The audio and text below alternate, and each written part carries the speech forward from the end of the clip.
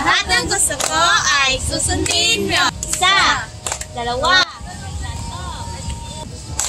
Uy! Andiyan na si Lola! Si Lola! Tara, puntahan natin! Tara.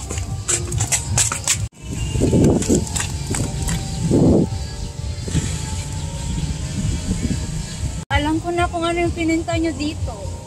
Kwento po, Lola! Opo, Lola. Kwento! Oo, sige, doon tayo sa bahay. Simulan na po natin ang kwento, Lola! Kung ganoon, simulan na natin ang kwento na tiyak magbibigay sa inyo ng saya. Ito ay tungkol sa yaman ng ating panitikan bago dumating ang mga Kastila.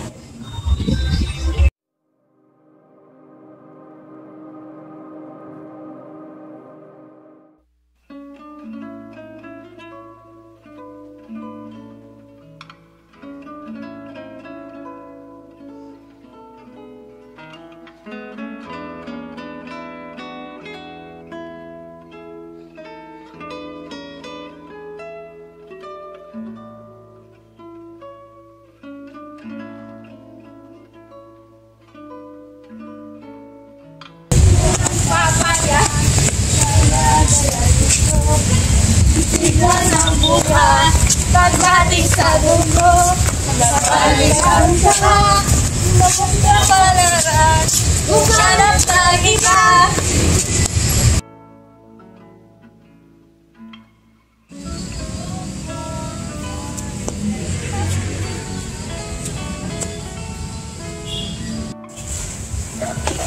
Magandang umaga.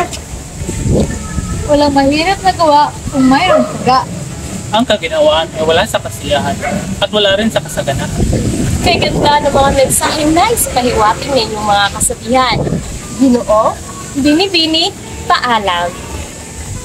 Maliban sa kantahing bayan, kasabihan at bugtong, mahilig rin sa epiko, palaisipan, maikling kwento at tula ang ating mga ninuno. Ang mga ito ang nagpapakita ng ating kasaysayan at kultura.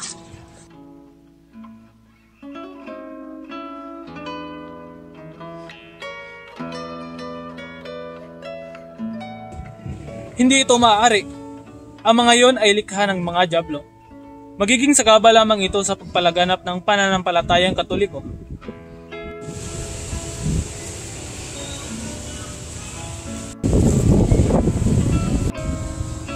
Senyor, anong ibig sabihin nito?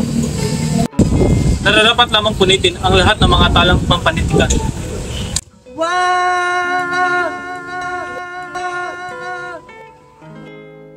Ang panitikan ay hindi lamang simpleng sining, kundi isang fundamental na bahagi ng ating kultura at identidad bilang mga Pilipino. Ito ay nagbigay ng bagong perspektibo sa ating pag-unawa sa ating bansa at nagbigay kulay sa ating isip at imahinasyon. Ganito kahalaga ang papel ng panitikan sa ating bayan, kaya dapat ito'y bigyang importansya at pagpapahalaga.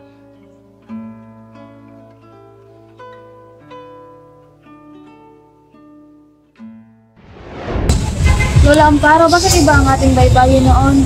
Dahil ito ay nagpapakita ng ating ugnayan sa iba't ibang kultura bago dumating ang mga Kastila. Bakit pa sinunog ang ibang mga talang pampanitikan ng ating mga ninono? Iyon ay dahil sa takot ng mga praile na mawala ang impluwensya ng simbahang Katoliko. Sa kabila ng mga pagsubok na ito, mananatili pa rin ang ilan sa ating mga alamat at katahing bayan. Hindi lamang sila nagbibigay ng kasiyahan, kundi nagpapakita rin ng ating diwa bilang mga Pilipino. Napakaganda po ng iyong kwento, Lola Alparo. Salamat ako. Lubos akong natutuwa na nagustuhan niyo ang aking kwento. O laging tandaan na sa pamamagitan ng ating panitikan, nararamdaman natin ang kalagahan ng ating kasaysayan at kultura bilang isang bansa. Patuloy nating ipagmalaki at pahalagahan ng yaman ng ating panitikan bilang mga Pilipino.